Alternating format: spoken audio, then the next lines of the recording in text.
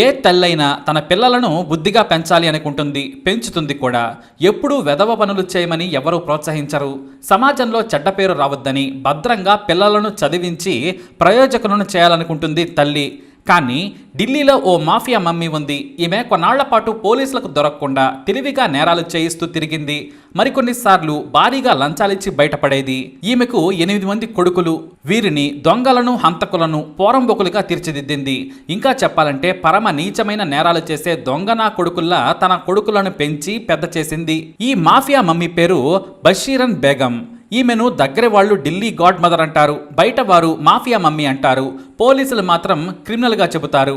లంకలో పుట్టిన వారంతా రాక్షసులే అన్నట్టుగా ఈ రాకాసి గడిపిన పుట్టిన వాళ్ళంతా కూడా రాక్షసులే. ఈమె కళ్ళజోడు పెట్టుకుని బాలీవుడ్ సినిమాలో డాన్లా పాన్ వేసి దందాలు నడిపిస్తూ ఉంటుంది. మరి ఇంత నీచమైన మాఫియా మమ్మీకి ఓ స్టోరీ ఉంది. మరి ఆ ఇంట్రెస్టింగ్ స్టోరీ ఏంటో చూద్దాం. సరిగ్గా 45 ఏళ్ల క్రితం బషీరన్ బేగం రాజస్థాన్లోని ధోల్పూర్లో ఉండేది. ఆమె తండ్రి దినసరి కూలి. ఇంట్లో గుంపెడు పిల్లలు ఉండడంతో తలా ఓ పని చేసుకుని కాలం గడిపేవారు. 2 గదుల ఇంట్లో 1/2 డజన్ మంది ఉండేవారు.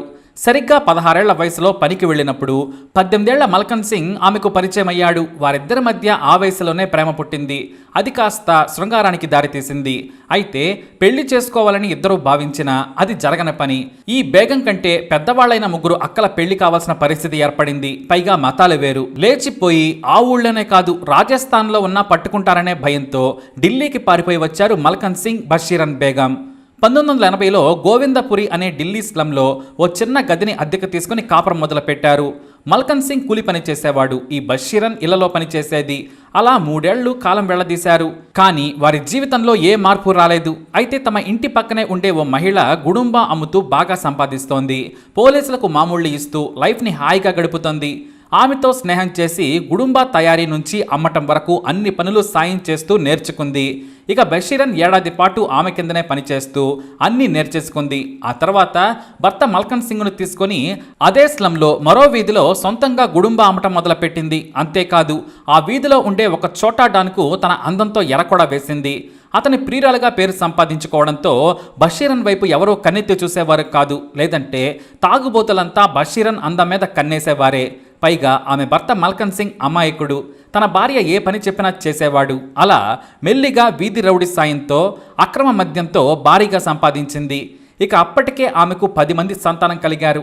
వారిలో 8 మంది కొడుకులే ఉన్నారు. వ్యాపారం 3 పువ్వులు 6 కాయలుగా సక్సెస్ కావడంతో 1990లో సంగం విహార్కు మకం మార్చింది. 10 మంది పిల్లల కోసం పెద్ద బంగ్లా కొనుక్కొని అక్కడే ఉంది.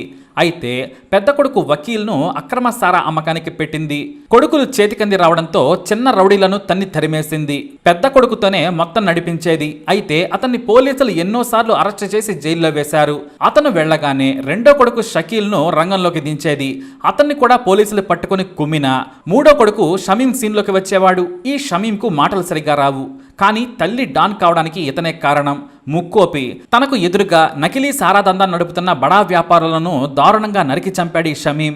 ఆ తర్వాత గల్లీలోని ఖాళీ స్థలాలను నిర్దాక్షిణ్యంగా కబ్జా చేయడం మొదలుపెట్టారు. అంతేకాదు ఆ ప్రాంతంలో చిట్టీలు, ఫైనాన్స్ వ్యాపారం చేయడం మొదలుపెట్టింది బషీరన్ బేగం.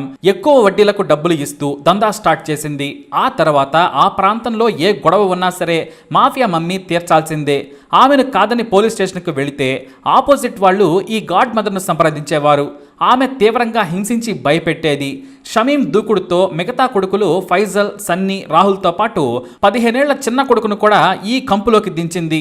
మూడో కొడుకు దారుణాలు ఆమెను గల్లీ క్వీన్ చేశాయి. ఈమె కొడుకులు కొంతమంది మహిళలను గల్లీల్లో బెదిరించి అత్యాచారం కూడా చేశారని కొంతమంది పోలీస్ కేసు పెట్టి వేరే ప్రాంతాలకు పారిపోయారు. అమ్మాయిలను వేధించటం, లైంగికంగా ఇబ్బంది పెట్టడంతో సహా ఏది చేసినా ఎవరూ బయటకు చెప్పుకునేవారు కాదు.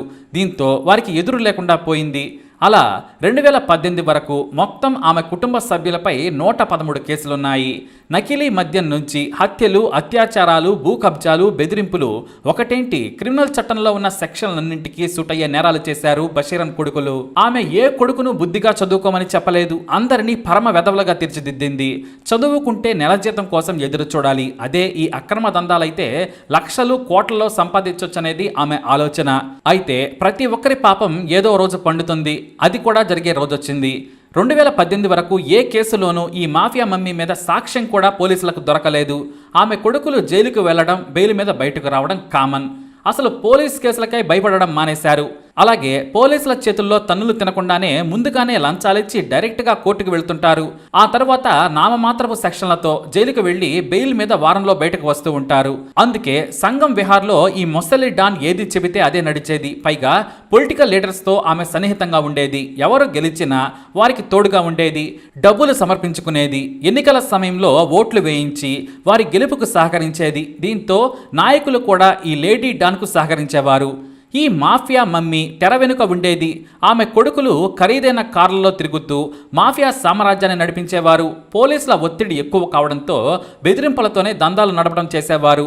ఇక వీరికి భయపడి ఎవరూ కేసులు పెట్టేవారు కాదు. అలా ఈ గాడ్ మదర్ తన దందాను నడిపింది. అయితే సంగం విహార్లో మేరజ్ అనే 17 ఏళ్ల యువకుడు ఉండేవాడు. అతని తల్లి చనిపోవడంతో తండ్రి వేరే పెళ్లి చేసుకున్నాడు. భారీగా ఆస్తి ఉంది. అయితే రెండో భార్యకు కొడుకులు పుట్టలేదు. దీంతో ఈ మేరజ్ కూడా చనిపోతే ఆస్తి మొత్తం తమకే వస్తుందని అతని మారు తల్లి మారు అక్క ఆశపడ్డారు. ఈ మేరజ్ను చంపాలని ₹1,00,000 ఈ మాఫియా మమ్మీ బషీరంతో డీల్ మాట్లాడుకున్నారు. ముందు 60,000 అడ్వాన్స్ ఇచ్చారు. 2018 సెప్టెంబర్ 7న పార్టీ చేసుకుందామని మేరజ్ స్నేహితులతో సంగం విహార్లోని ఖాళీ ప్రదేశానికి పిలిపించారు ఈ లేడీ డాన్ కొడుకులు. అక్కడే మేరజ్ను బెల్టుతో ఉరేసి చంపి పెట్రోల్ పోసి నిప్పంటించారు. ఆ మరుసటి రోజు తన కొడుకు కనిపించడం లేదని మేరజ్ తండ్రి పోలీసులను ఆశ్రయించాడు. అతని భార్యే హత్య చేయించిందని పాపం మేరజ్ తండ్రికి తెలియదు. మేరజ్ కాల్ డేటా పరిశీలించగా ఆకాష్ అనే కుర్రాడి ఫోన్ నుంచి కాల్ వెళ్ళినట్లు తేలింది. అతన్ని అదుపులోకి తీసుకుని ప్రశ్నించగా మాఫియా మమ్మీ బషీరన్ బేగం కొడుకులు బెదిరించి రప్పించారని చెప్పాడు. దీంతో ఆమె 8 మంది కొడుకులను అరెస్టు చేశారు పోలీసులు. అంతేకాదు డాన్ చిన్న కొడుకు 17 ఏళ్ల మైనర్పై కూడా కేసు పెట్టారు. ఇక కీలక సూత్రధారి అయిన ఈ గాడ్ మదర్ పోలీసులకు దొరకకుండా పారిపోయింది. కానీ నెల తరువాత తన స్నేహితురాలి ఇంట్లో నక్కిన ఈమెను కూడా ఈడ్చుకొచ్చి జైల్లో వేశారు. మొత్తం కుటుంబాన్ని జైల్లో వేశారు పోలీసులు. కింది స్థాయి పోలీసులకు లంచాలిచ్చి సులువుగా బయటపడొచ్చులే అనుకున్నారు. కానీ జాయింట్ కమిషనర్ దేవేష్ శ్రీవాత్సవ ఈ డాన్ కేసును హ్యాండిల్ చేశారు. మొత్తం 113 కేసులున్నాయి. 30 ఏళ్ల నాటి కేసుల్లో కూడా ఈమెకు శిక్ష పడలేదు. 100 కేసులున్నా ఆమె కొడుకులు బయట ఎలా తిరుగుతున్నారని స్థానిక పోలీసులకు తలంటారు. దీంతో పాత కొత్త కేసులను పెట్టి లోపలేశారు. ఒక కేసులో బెయిలొస్తే మరో కేసులో లోపలేసి నేటికి లోపలికి బయటకు ఆటాడిస్తున్నారు పోలీసులు. ఆసక్తికరమైన విషయం ఏంటంటే ఆమె గతంలో చేసిన కబ్జాలు కూడా బయటకొచ్చాయి. ప్రభుత్వ స్థలాలను పోలీసులు స్వాధీనం చేసుకుని కోర్టుకు సమర్పించారు. ఇంతకుముందు భయపడ్డ వారు కూడా తమ భూములు ఆస్తులను ఇప్పించాలని కోర్టుకెక్కారు. దాదాపుగా సగం ఆస్తులను పోలీసులు సీజ్ చేసి కోర్టులో వాటి పత్రాలను సమర్పించారు. ఒక్క నెలలో ఈ డాన్ సామ్రాజ్యం కుప్పకూలిపోయింది.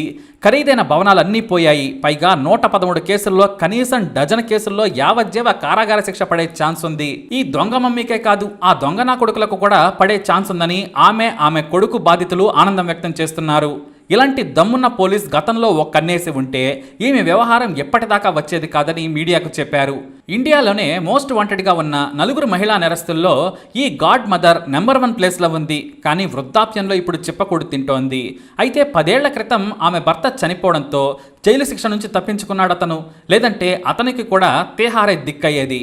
మరి ఇలాంటి ఇన్ఫర్మేషన్స్ కోసం ఇప్పుడు లైక్ చేయండి, షేర్ చేయండి, మా ఛానల్ని సబ్స్క్రైబ్ చేసుకోండి.